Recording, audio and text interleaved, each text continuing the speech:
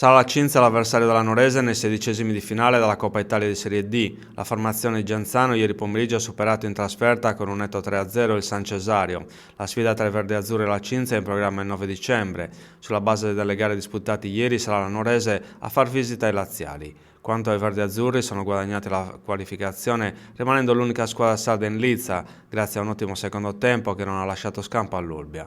Un 3-1 meritato arrivato in remonta grazie ai gol di Ranici su rigore per un fallo di Tricoli su Bagaglini, di Messina su punizione e di Deiana nel finale che ha chiuso con una rete e un'azione caparbia in area di rigore. Marcature che hanno ribaltato il risultato dopo la rete segnata dall'Olbia nel primo tempo per opera di Mastino.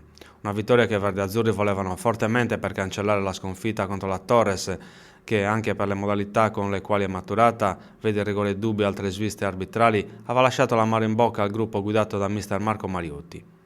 Anche per questo, dopo un primo tempo di attesa, nella ripresa la Nuorese si è scatenata, mantenendo costantemente l'iniziativa e colpendo più volte l'Olbia che si è presentata a Nuoro con una formazione molto vicina a quella titolare. Ma alla fine ha prevalso la voglia della Nuorese di voler passare il turno con una nuova vittoria.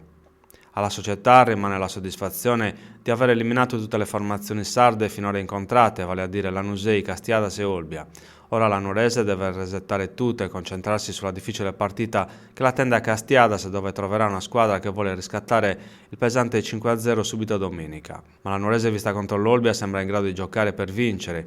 I 3 punti contro la formazione dell'ex Bernardo Mereu sarebbero l'ideale per chiudere il mese di novembre nel migliore dei modi.